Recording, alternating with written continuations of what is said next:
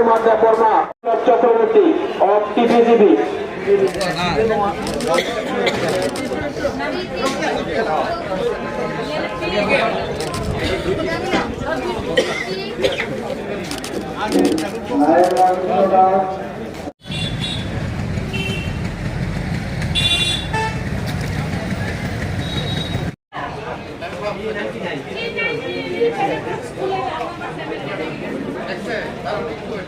আজ ডুকলি আরডি ব্লকের অন্তর্গত যেই পঞ্চায়েত জেনারেল ইলেকশনের আজকে ভোট পড়বে আর আগামীকালকে ভোট পড়বো। আজ পোলিং পার্টিরা মুভ করছে বিভিন্ন পোলিং স্টেশনে।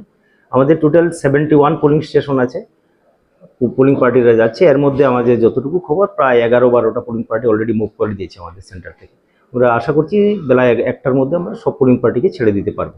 তো আগামীকালকে ভোট পড়বো। ভোটারদের প্রতি আমার এতটুকু আবেদন থাকবে যেন শান্তিপূর্ণভাবে ভোট পর্ব শেষ হয়।